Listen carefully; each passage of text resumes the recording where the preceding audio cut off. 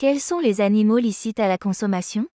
Aujourd'hui, découvrons ensemble les animaux qui sont interdits à la consommation et ceux qui sont autorisés. Mais avant tout, chers frères et sœurs, abonnez-vous à notre chaîne pour nous soutenir et surtout, activez la cloche pour rester en contact. Avant tout, il est important de rappeler que tous les animaux sont des créatures d'Allah. Nous devons en prendre soin, tout comme nous devons prendre soin de la planète et des êtres humains. Allah nous a permis de nous nourrir en abattant des animaux pour répondre à nos besoins alimentaires. Mais cet acte est régi par des règles spécifiques. Lorsque nous abattons un animal, nous devons demander la permission à Dieu de prendre sa vie. Cela se fait en mentionnant Bismillah avant l'abattage. Ainsi, tout animal terrestre est halal à la consommation, si on l'abat en mentionnant le nom de Dieu. Cependant, Allah a ajouté des exceptions pour des raisons de santé et de sécurité. Certains animaux ne peuvent pas être consommés, même si l'on mentionne Bismillah lors de l'abattage. Il y a cependant une plus grande souplesse pour les animaux qui vivent dans l'eau. Dès qu'on les capture, ils peuvent être consommés directement. Première règle. Tous les animaux féroces ou ayant des crocs sont interdits à la consommation.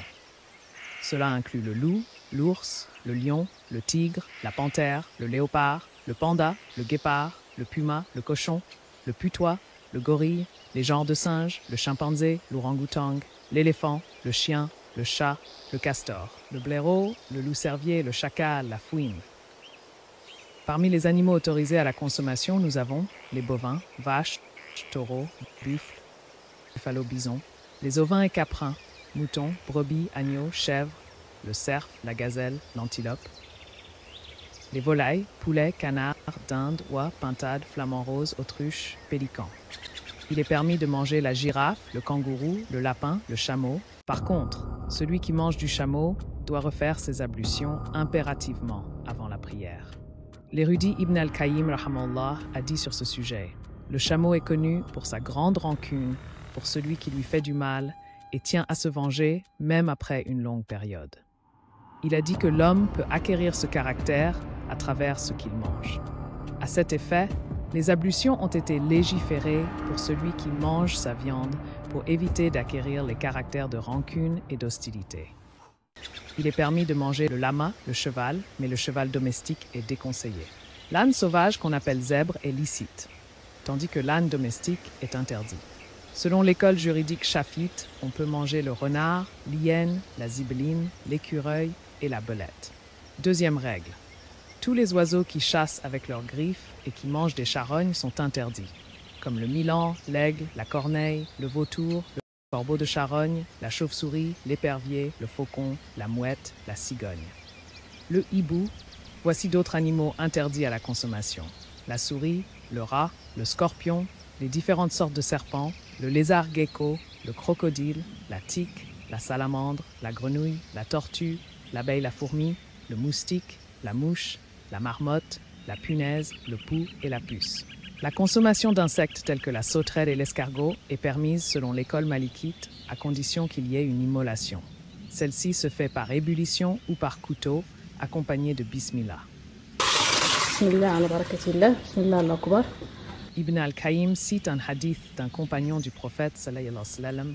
Nous avons participé avec le messager d'Allah à 7 expéditions où nous avons mangé des sauterelles. Et comme dit Ibn al-Qayyim, manger les sauterelles grasses grillées est utile pour soulager les piqûres de scorpions. Et celles-ci ne sont pas nuisibles. Elles sont également très efficaces contre l'épilepsie et les humeurs mauvaises. Cet insecte que l'on trouve beaucoup en Afrique, séché, est plein de protéines et de minéraux, comme le calcium et le fer. La sauterelle est également un bon aliment pour la source d'oméga 6, et les enfants souffrant de problèmes de mémoire pourront donc en consommer. Il y a certaines viandes qui nous répugnent, car on n'a pas l'habitude de la consommer dans nos régions. Par exemple, dans les régions arides et désertiques, l'escargot y est inexistant. Alors les gens qui y vivent peuvent trouver répugnant de manger de l'escargot.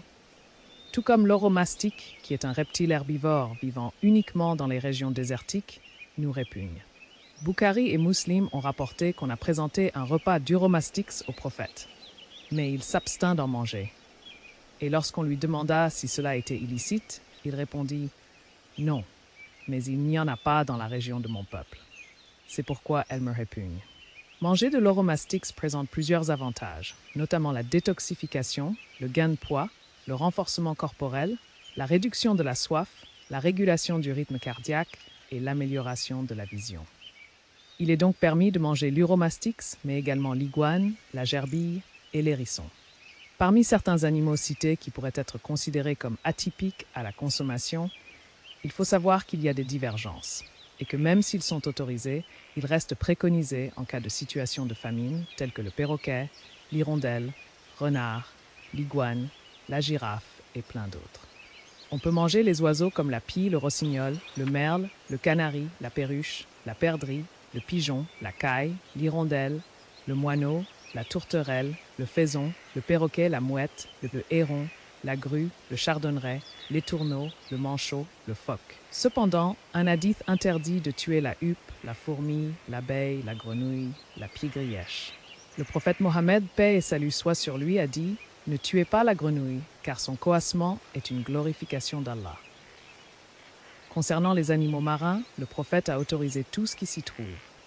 Il dit paix et salut sur lui. L'eau de la mer est pure, et le cadavre qu'on y trouve est licite. Il est rapporté que les compagnons ont mangé le cadavre d'une baleine rejetée par la mer et en ont envoyé au prophète Mohammed paix et salut sur lui. Selon les 3 autres écoles, excepté l'école hanéfite, on peut manger tous les produits de la mer. Rappelons-nous que pour que ces animaux soient halal, ils doivent être abattus en mentionnant le nom de Dieu. Sauf pour les animaux marins qui peuvent être consommés directement après capture. En respectant ces principes, nous honorons non seulement la création, mais aussi notre propre santé et spiritualité.